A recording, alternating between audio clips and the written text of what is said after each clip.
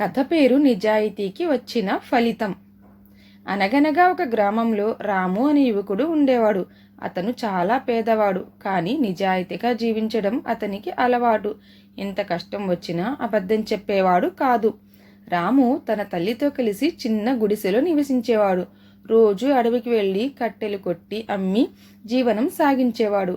వచ్చిన డబ్బుతో తల్లి కొడుకు కష్టంగా గడిపేవారు. ఒకరోజు రాము అడవిలో కట్టెలు కొడుతుండగా ఒక పాత సంచి కనిపించింది. ఆసక్తిగా తెరిచి చూడగా అందులో బంగారు నాణేలు ఉన్నాయి. ఇంత డబ్బు నాకు దొరికిందంటే నా కష్టాలు తీరిపోతాయి అని ఒక్క క్షణం అనుకున్నాడు. కానీ వెంటనే ఇది నాది కాదు, ఎవరో పోగొట్టుకుని ఉంటారు అని భావించాడు. ఆ సంచిని తీసుకొని గ్రామానికి వచ్చాడు. గ్రామ పెద్ద దగ్గరకు వెళ్ళి జరిగిన విషయం చెప్పాడు. గ్రామ పెద్ద డప్పు కొట్టించి, ఎవరికైనా బంగారు నాణేల సంచి పోయి ఉంటే వచ్చి చెప్పండి అని గ్రామమంతా ప్రకటించాడు.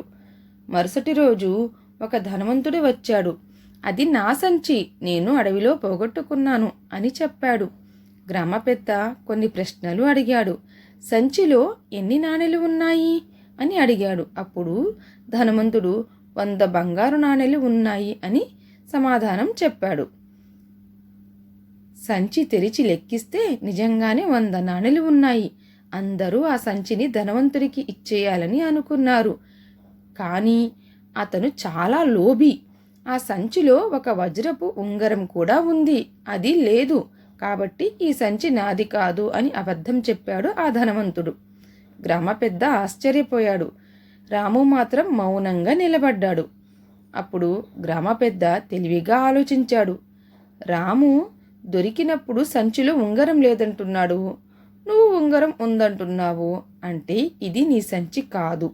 నిజమైన యజమాని దొరికే వరకు ఈ సంచి మా వద్దే ఉంటుంది అన్నాడు. ధనవంతుడు తన తప్పు తెలుసుకున్నాడు. లోభంతో అబద్ధం చెప్పిన విషయము అందరికీ తెలిసిపోయింది. అతను సిగ్గుతో తలదించుకున్నాడు.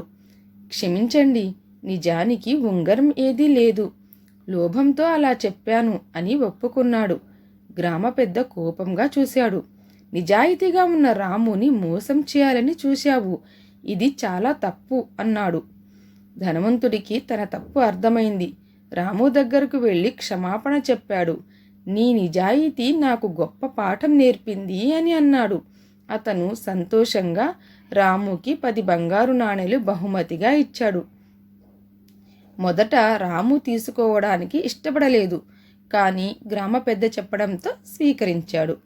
ఆ డబ్బుతో తన తల్లికి మంచి ఇల్లు కట్టించాడు. చిన్న వ్యాపారం కూడా ప్రారంభించాడు. కొన్ని సంవత్సరాల తర్వాత రాము గ్రామంలో గౌరవమైన వ్యక్తిగా మారాడు. అతని విజయానికి కారణం సంపద కాదు, నిజాయితీ. అప్పటి నుంచి గ్రామంలో పెద్దలు పిల్లలకు రాము కథ చెప్పి ఒక మాట చెప్పేవారు. డబ్బు మనిషిని కొంతకాలం నిలబెడుతుంది, కానీ నిజాయితీ జీవితాంతం గౌరవాన్ని ఇస్తుంది.